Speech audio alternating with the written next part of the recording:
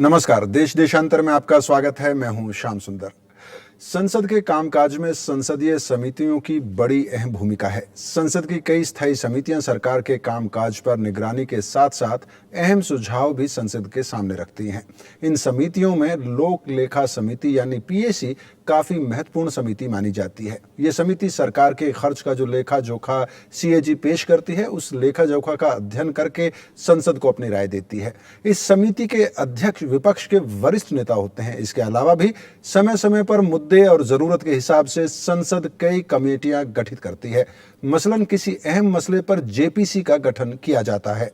फिलहाल 2G spectrum मामले में जेपीसी काम कर रही है, लेकिन कई बार ऐसे मामले सामने आते हैं जब इन समितियों के राजनीतिक एजेंडे को आगे बढ़ाने के लिए इस्तेमाल करने का आरोप लगता है। क्या संसदीय समितियों की अहमियत को राजनीतिक एजेंडे के चलते कम किया जा रहा है? देश देशांतर पर इस पर बात करेंगे और आज हमारे मेहमान स्टूडियो में मेरे साथ वरिष्ठ पत्रकार पारसा वेंकटेश्वर राव मौजूद हैं। इसके अलावा कांग्रेस के महासचिव मधुसूदन मिस्त्री हमारे साथ मौजूद हैं। इसके अलावा बीजेपी के वरिष्ठ नेता प्रकाश जावड़ेकर जी भी हमारे साथ जुड़ रहे हैं।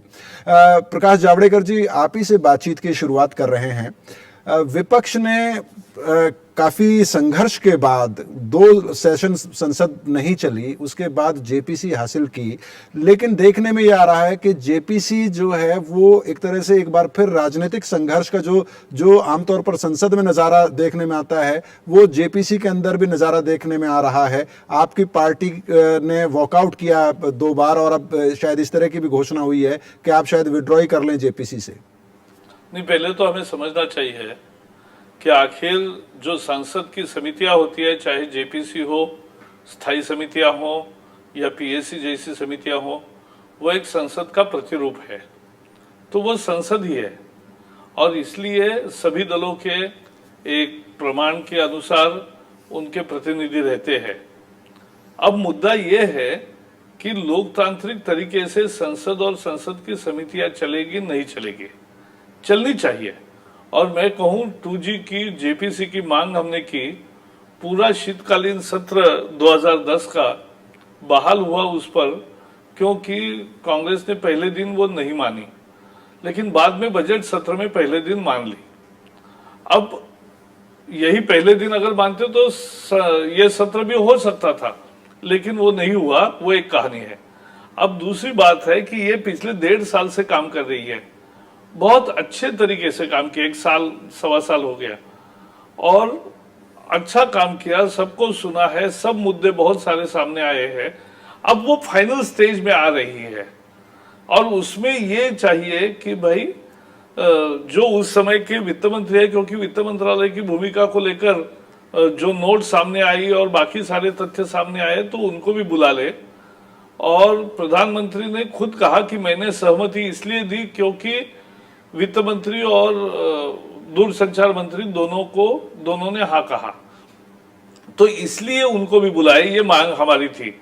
अब इसमें बुलाने के बजाय अब अटल जी को बुलाएंगे, बोले जॉर्ज फर्नांडिस को बुलाएंगे, यानी जिनका दूर दूर तक संबंध नहीं, या जो ऐसी स्थिति में है बीमार कि उनका नाम लेना इस तरह से, यानी ये भी बहुत ही अपमानित करने जैसा है। और इसलिए हमने कहा कि एक वास्तविक सूची करो, लेकिन इसमें और उस दिन जो हुआ वो तो यशवंत जी ने कहा है, हमें दुख है जी, हमें आनंद नहीं है जी जी, क्योंकि हम और मैं आपको कहूं, संसद का सत्र काम नहीं होता, मीडिया बहुत टिप्पणी करती है, लेकिन अभी जो सत्र नहीं हुआ उसमें भी रोज सारे सदस्य किसी न किसी कमेटी में 3-3 घंटे काम कर ही रहे थे। जी बिल्कुल प्रकाश जावड़ेकर जी, ना सिर्फ जेपीसी में बाकी जो स्थायी समितियां हैं जब सेशन में नहीं भी होती हैं वो चुपचाप अपना काम करती रहती हैं वो समितियां। 11 बजे से 6 बजे तक आज पीएसी की बैठक हुई। जी जी जी 7 घंटे काम किया। जी बिल्कुल, और इनको एक तरह से मिनी संसद ही कहा जाता है इन स्थायी समितियों को, और चुपचाप अपने काम में ये समितियां जब संसद का सत्र नहीं चल रहा होता है उस वक्त भी लगी रहती हैं। मधुसूदन मिस्त्री जी, आपके पास आना चाहूंगा। यह विपक्ष की बात आपने सुनी, प्रकाश जावड़ेकर जी जो कह रहे थे, उनका ये कहना है कि उनकी पूरी आस्था है इन समितियों में और इनको लोकतांत्रिक तरीके से चलाया जाना चाहिए। अगर जेपीसी में राजनीतिक एजेंडे सामने आ रहे हैं तो इसके लिए सिर्फ विपक्ष को जिम्मेदार नहीं ठहराया जा सकता है। ज्यादा करके वैसे तो मेंबर्स और चेयरमैन के ऊपर डिपेंड होता है, लेकिन मैंने जब समितियों के अंदर था, जेपीसी भी 2-3 जेपीसी के अंदर था, और है तो फाइनेंस कमेटी और दूसरी कमेटी के अंदर में है तो मेंबर रह चुका हूं, लेकिन मैंने कभी नहीं देखा कि आप है तो चेयरमैन के नाते या दूसरे नाते के ऊपर या मेंबर्स किसी मिनिस्टर्स और या उनको है तो कमेटी के अंदर बुलाया जाए, क्योंकि नॉर्मली ये है तो मिनिस्टर्स वो उनसे पर होते हैं, और इसी के वजह से डिपार्टमेंटल सेक्रेटरीज के पास के ऊपर उसको विटनेस इसमें और भी कोई इंस्टीट्यूशन के पास किसी को भी जितनी इंफॉर्मेशन चाहिए वो उनसे ले सकते हैं। 1 बार ले सकते हैं, 2 बार ले सकते हैं, 3 बार ले सकते हैं। जो मेंबर्स कमेटी के उसके अंदर से या चेयरमैन की या ड्राफ्ट रिपोर्ट के ऊपर सहमत नहीं होते, वो अपनी डिसेंटिंग नोट देते हैं। तो मेरे ख्याल से रास्ते काफी खुले होते, ऐसा नहीं है कि कितनी चीज नहीं है तो उसको वापस है तो सेक्रेटरी और उनसे पास से मंगाया जा सकता है, लेकिन अगर आपके पास ऑप्शन डिसेंटिंग नोट का भी खुला होता है। लेकिन मधुसूदन शास्त्री जी जो प्रकाश जावड़ेकर जी प्रकाश जावड़ेकर जी जो बात कह रहे हैं, बिल्कुल प्रकाश जावड़ेकर जी ने जो बात कही थी वो ये कह रहे थे, मधुसूदन मिस्त्री जी वो ये कह रहे थे कि आप जो बात कह रहे हैं बिल्कुल सही बात है कि अगर आप ज्यादातर सदस्य आप दूसरी राय रखते हैं, आप की राय अलग है, तो आप एक डिसेंट नोट दे सकते हैं, आपने अपनी आपत्ति उसमें रिकॉर्ड पे दर्ज करा सकते हैं, वो बात बिल्कुल सही है। लेकिन जब विपक्ष की तरफ से अगर प्रधानमंत्री मनमोहन सिंह को बुलाने की मांग हो रही है या वित्त मंत्री को बुलाने की मांग हो रही है या सरकार के किसी और बड़े अफसर को बुलाने की मांग हो रही है, जेपीसी कांट कॉल दें। जी नहीं, मेरा सवाल सुन लीजिए, मेरा सवाल सुन लीजिए। आप ये कहें कि नहीं बुला सकते या उनके बुलाने की जरूरत नहीं है, वैसे में अगर कांग्रेस के सदस्य ये कहते हैं कि अटल बिहारी वाजपेयी को बुलाया जाना चाहिए और उनके वक्त के जो दूसरे मंत्री हैं उनको बुलाया जाना चाहिए या ब्यूरोक्रेट्स को बुलाया जाना चाहिए, तो उससे ये संघर्ष और बढ़ता है, राजनीतिक झगड़ा बढ़ता है और सत्ता पक्ष ये नहीं कह सकता कि सत्ता पक्ष जिम्मेदार नहीं है समितियों के राजनीतिकरण को लेकर। सुनो, दोनों वास्तविकता जीतिए। एक, आप ऑफिशियल पोजीशन पर अभी हैं, दूसरे आप ऑफिशियल पोजीशन पर थे के और उसके अंदर काफी फर्क है। ये जो समितियां काम करती है because they are a minister और prime minister is responsible to Lok Sabha and समिति is a part of it है तो उसमें और समिति का ये जो मैंडेट उनको बुलाने के तरफ नहीं जाता है, सिवाय कि आप इसका राजनीतिकरण करके है तो मेंबर्स ऐसा स्टैंड ले कि नहीं हमको इनके पास से ही जाना है, तो बात दूसरी होती है, क्योंकि वैसे भी ये सब committee is answerable to the speaker और रिपोर्ट स्पीकर को देना होता है आउटराइट। तो इसके अंदर है तो मैं नहीं मानता कि इस है तो उसमें जेपीसी या दूसरा कोई भी किसी भी मिनिस्टर के लिए, तो बाकी तो सब समितियां सभी मिनिस्टर को बुलाएंगी। Why this only one minister? Finance committee के है तो फाइनेंस मिनिस्टर को बुलाएगी, रूरल डेवलपमेंट कमेटी जो है वो जेपीसी, इवन स्टैंडिंग कमेटी वो उनको बुलाएंगे। That can go on and on and on, but that won't serve the purpose. जी, आप कह रहे हैं कि एक ऐसी परंपरा शुरू हो जाएगी जिसका फिर कोई अंत नहीं होगा। आप बने रहिए मेरे साथ, मैं लौटूंगा आपके पास भी और प्रकाश जावड़ेकर जी के पास भी। पारसा, आपने दोनों हमारे मेहमानों को सुना, अलग अलग पार्टी को रिप्रेजेंट करते हैं। आमतौर पर जब स्टैंडिंग कमेटीज में लोग पार्टी लाइन से ऊपर उठ के सजेशंस देते हैं, ऐसे कई रिपोर्ट्स, ज्यादातर रिपोर्ट्स में, और प्रकाश जावड़ेकर खुद कह रहे हैं कि इसमें बहुत सीरियस काम होता है। आज वो खुद 6 घंटे लगा के आए हैं, पीएसी में बैठ के आए। लेकिन कहीं ना कहीं पिछले दिनों में, और इससे पहले भी हुआ है, कई जेपीसी का गठन हुआ है बोफोर्स से लेकर अभी तक, राजनीतिक एजेंडे के लिए इस्तेमाल होती हैं ये कमेटियां।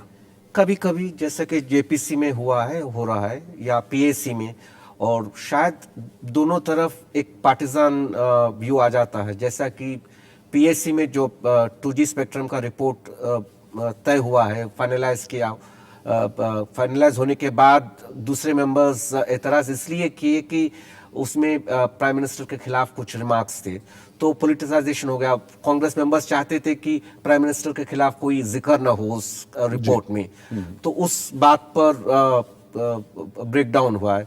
अब जेपीसी में बीजेपी और ऑपोजिशन चाहते हैं कि प्राइम मिनिस्टर या फाइनेंस मिनिस्टर को बुलाया जाए, तो उस बात पर फिर ब्रेकडाउन हो रहा है। तो ये मालूम नहीं होता है कि कहाँ तक ये पॉलिटिकल टजल है, कहाँ तक ये टेक्निकल है। आमतौर पर कमिटीज में, जैसा कि मिस्टर साहब ने कहा है, कि शायद ऑफिशियल्स के साथ ही निपटा जाता है काम और इंफॉर्मेशन निकल आता है और रिपोर्ट लिखते हैं, और शायद इंडाइटमेंट भी मिनिस्टर के खिलाफ नहीं होता है, लेकिन डिपार्टमेंट या मिनिस्टर के खिलाफ होता है। जी जी जी। प्रकाश जावड़ेकर जी, आपने मधुसूदन मिस्त्री जी को सुना होगा और पारसा जी को भी सुना है। ये बात सही है कि शायद प्रधानमंत्री ने ये कहा था कि वो किसी भी कमेटी के सामने किसी भी जांच के लिए वो तैयार हैं, वो पेश होने में उन्हें कोई हिचक नहीं होगी, लेकिन जो एक प्रेसिडेंट की बात है, जो एक काम की जो परंपरा रही है कमेटियों की, शायद वो इस तरह की परंपरा नहीं रही है, और अगर आप ये शुरू करेंगे तो ये परंपरा फिर दूर तक जाएगी, जो मधुसूदन मिस्त्री जी जिस तरह की आशंका व्यक्त कर रहे हैं। नहीं, जब जेपीसी की मांग हो रही थी, आपको याद होगा प्रधानमंत्री ने 3 बार खुद कैमरा के सामने आकर कहा कि भाई पीएससी एक संवैधानिक संस्था है, वो समिति है, मैं उसके सामने पेश होने के लिए तैयार हूं, जेपीसी नहीं चाहिए। अब जेपीसी हो गई बाद में, तो जेपीसी के सामने भी नहीं जाएंगे, और जेपीसी बन गई इसलिए पीएससी के सामने भी नहीं जाएंगे। दोनों एक ही मुद्दे को देख रही है, और जिस तरह से कांग्रेस ने 2G के पीएससी को रिपोर्ट को बहुमत के आधार पे, ऐसा बहुमत और अल्पमत के आधार पे रिपोर्ट नहीं होता है। जैसे मधुसूदन मिस्त्री ने कहा वैसे रिपोर्ट तैयार होता है, और जो कार्रवाई हुई उसी के आधार पे होती है, और उसके बाद उसमें किसी को नापसंद है तो उतना डिसेंट रहता है, लेकिन वो कोई वोटिंग से पास नहीं होता है। लेकिन वो भी हमने देखा। तो ये अगर सांसदीय परंपराओं के लिए, संस्थाओं के लिए अगर सरकार के मन में ही विश्वास नहीं या आस्था नहीं होगी, तो लोकतंत्र के लिए गलत होगा। लेकिन प्रकाश जावड़ेकर जी जो कमेटी के चेयरमैन हैं, मैं आऊंगा मधुसूदन जी आपके पास, मैं प्रकाश जी से एक छोटा सा सवाल कर लूं, आपके पास आ रहा हूं। प्रकाश जावड़ेकर जी, जैसे कि correct them in the sense मैं मधुसूदन जी आऊंगा आपके पास, मुझे एक छोटा सा सवाल करने दीजिए प्रकाश जावड़ेकर जी से। प्रकाश जावड़ेकर जी, अभी पारसा जो कह रहे थे कि जैसे उन्होंने उदाहरण दिया कि पीएससी की जो रिपोर्ट थी उसमें प्रधानमंत्री के को लेकर कोई टिप्पणी की गई, तो अगर चेयरमैन विपक्ष के नेता होते हैं, बिल्कुल ये एक परंपरा रही है पीएससी की, लेकिन अगर वो इससे बच सकते हैं, तो उस रिपोर्ट की विश्वसनीयता ज्यादा बढ़ जाती है। नहीं, जो रिपोर्ट था आपने देखा होगा, उसमें प्रधानमंत्री पर टिप्पणी नहीं थी। कुल मिला के क्या हुआ 2G में, और आज साबित हो गया, अब तो नीलामी हो रही है और डबल पैसा 10 गुना मिल रहा है। तो इसका मतलब क्या हुआ, जो 1650 रुपए में आप चीज बेच रहे थे, आज उसी का 14,000 करोड़ आपका रिजर्व प्राइस है, तो 10 गुना ज्यादा तो हो ही गया। और ये जो हो रहा है तो देश का फायदा हुआ लड़ाई का। जी जी जी। मधुसूदन मिस्त्री जी, आप कुछ कहना चाहते थे? नहीं, आप ये फैक्चुअल के बस के ऊपर है तो कंटेंट की बात कर रहे हैं। मुद्दा ये है, जब पीएससी की बात हुई तो अगर जो PSC was to examine all that, then why there was a demand of JPC? क्योंकि पीएससी ऑलरेडी एक कॉन्स्टिट्यूशनल बॉडी है, जो कमिटी है, जो सभी इस तरह के सीएजी के जितने भी मुद्दे उठाए जाते हैं वो उसमें देखते हैं। अब आप पीएससी का जो काम है वो भी जेपीसी के अंदर करे, तो डुप्लीकेशन उस वक्त पे है। तो जिन्होंने डिमांड की थी उन्होंने क्यों किया आखिर? और फिर से मैं रेटिरेट कर रहा हूं, किसी भी कमेटी के अंदर मैं भी रहा हूं, जेपीसी के अंदर 2-2, 3-3 जेपीसी के अंदर रहा हूं, कितने मुद्दे जो उठे वो हमेशा मुद्दे जनरल से है तो डिपार्टमेंट के सेक्रेटरीज और उनके पास से क्लियर किए जाते। मैं फाइनेंस कमेटी में था, कितना है तो शेयर बाजार के अंदर कितने जो तो बातें सब जब सामने आई थी तो हमने गवर्नर को बुलाए थे, सेक्रेटरीज को बुलाए थे, चेयरमैन को बुलाए थे, बैंकों के चेयरमैन को बुलाए थे। मधुसूदन जी, मैं call finance minister any standing committee. Madhusudan मिस्त्री जी, आप बने रहिए हमारे साथ। जी, इस बहस को मैं ब्रेक के बाद आगे बढ़ाऊंगा, लेकिन फिलहाल मुझे एक छोटा सा ब्रेक लेना होगा।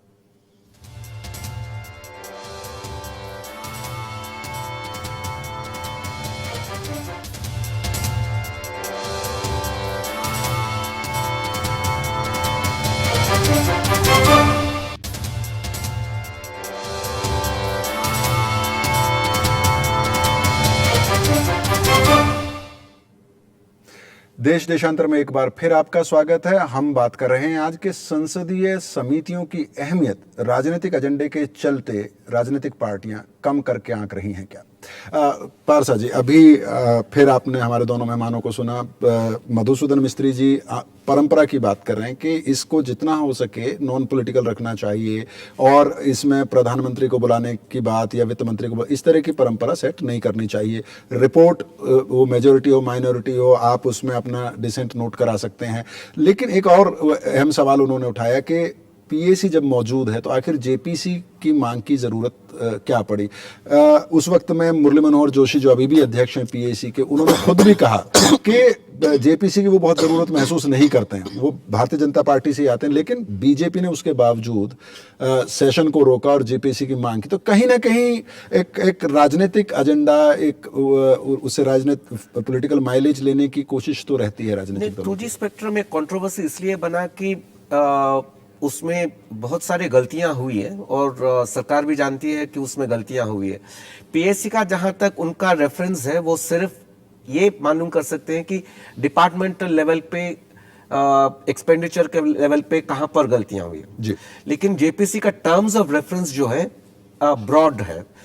पीएससी जो है पॉलिसी मैटर पे कभी कोई सवाल नहीं उठा सकता, लेकिन जेपीसी के टर्म्स ऑफ रेफरेंस में पॉलिसी के बारे में, पॉलिसी में तब्दीलियां आई या नहीं, वो गलत थे या ठीक थे, उस सवाल पे इसी यहाँ पर जेपीसी में या पीएससी में किसी को गलत ठहराने की जरूरत नहीं है कि पॉलिसी फ्रेमवर्क ठीक है या नहीं, दुरुस्त है या नहीं। इन सवाल पर बहस करने के लिए है। जी जी। प्रकाश जावड़ेकर जी, इस बार भी जब कोल ब्लॉक एलोकेशन को लेकर एक बड़ा विवाद सामने आया, पिछला सेशन का ज्यादातर वक्त इसमें बर्बाद हुआ क्योंकि विपक्ष प्रधानमंत्री का इस्तीफा मांग रहा था। फिर कोयला खदानों के आवंटन को रद्द करने की बात हो रही थी। सरकार की तरफ से ये बार बार ये बात कही गई कि पीएसी के पास ये रिपोर्ट जाने दीजिए, पीएसी को एग्जामिन करने दीजिए, संसद के सामने उनका अध्ययन आने दीजिए और उसके बाद आप उसमें बहस करने के लिए सरकार तैयार थी। लेकिन एक बार फिर पीएसी को अंडरमाइन किया विपक्ष ने, जैसा कि क्योंकि कोयला खदानों का जो मामला है वो नीति से जुड़ा हुआ मामला है। जैसे कि पारसा कह रहे थे कि नीति सही थी या नहीं थी, पीएसी को ये अधिकार तो है कि वो उस पर टिप्पणी करती है। नहीं, ये नहीं है। पीएसी जो सीएजी का रिपोर्ट है और सीएजी चैलेंज नहीं कर सकता पॉलिसी को, और ये इशू ही पॉलिसी का है कि जब आपने नीलामी की घोषणा की कि नीलामी से करेंगे, जिसका आज क्रेडिट भी लेना चाहते हो, और वो नहीं किया और ऐसी बंदरबाट की। आज मैं बताऊं, आज पीएससी में 6 घंटे इस पर चर्चा हुई। क्या चर्चा हुई मैं नहीं बताऊंगा क्योंकि वो बताने के लिए हम अधिकृत यानी वो हम नहीं बता सकते। लेकिन सीएजी भी पेश हुए और ये भी कोल मंत्रालय की भूमिका भी सुनी, तो बहुत अच्छी चर्चा हुई। मेरा मानना यह है कि लेकिन जो सच्चाई है कि देश की जनता लूट नहीं दे सकती, आखिर सरकार को लूटने के लिए तो नहीं दिया है। और अगर लूट हुई साफ दिखाई दे रहा है और एक से बढ़ चढ़कर लूट हो रही है, तो लोगों का गुस्सा था और इसलिए हम कह रहे थे कि भाई इसके लिए पहले कोल ब्लॉक आवंटन रद्द करो, क्योंकि चिदम्बरम जी ने कहा था कि कोल में कुछ निकला ही नहीं है अभी तक, तो निकाला नहीं है तो रद्द करो। लेकिन प्रकाश जावड़ेकर जी, ये भी बात सही है ना कि एक जो तरीका है कि रिपोर्ट पीएसी के पास आती है और आप खुद कह रहे हैं कि आज आप 6 घंटे लगा के आए हैं उस बैठक में, और उसमें सच्चाई सामने आएगी, सीएजी का भी तर्क आएगा, सरकार का भी तर्क आएगा, और उसके बाद आप बेहतर स्थिति में होंगे, उस पर डिबेट हो सके और उसके बाद आप ठोस आधार पर सरकार से मांग कर सकते हैं। सर, पीएससी के रिपोर्ट पर अभी तक चर्चा 30 साल में नहीं हुई है। पीएससी अपनी रिपोर्ट दे देती है, वो सबको पता चलता है, लेकिन उस पर चर्चा नहीं हो रही ना। चर्चा तो मैं वही कह रहा हूँ। मधुसूदन मिस्त्री जी रिएक्ट करना चाह रहे हैं प्रकाश जावड़ेकर जी। मधुसूदन मिस्त्री जी, नहीं। देखो मैं मेरा एक मुद्दा और भी मैं इनसे साफ कर दूं कि जेपीसी और स्टैंडिंग कमेटी के अंदर प्रोसीजर ये होता है कि अगर जो कोई मेंबर्स सवाल रखना चाहे तो उनके सभी सवाल चेयरमैन और जो विटनेस और ऑफिसर्स होते हैं उनको नोट कराए जाते हैं, और वो सवाल का जवाब डिपार्टमेंट उनको 10 दिन, 12 दिन, 15 दिन के अंदर भेजता है हकीकत उसके जवाब के साथ में। अगर आप उसके जवाब से संतुष्ट नहीं हो तो उसके बाद में फिर से है तो उसको सवाल भेजे जाते हैं और वापस उसके है तो जवाब लेके दिया। ये सभी फाइनेंस और इसके अंदर हमेशा ये है तो देखा गया है, जब कमिटी अपना सर्वस्वीकृत या डिसेंटिंग नोट के साथ में स्पीकर को रिपोर्ट देती है तो वो इस रिपोर्ट के ऊपर पार्लियामेंट के अंदर कोई भी मेंबर और है तो बिजनेस एडवाइजरी कमेटी उस रिपोर्ट के ऊपर चर्चा कर सकती है।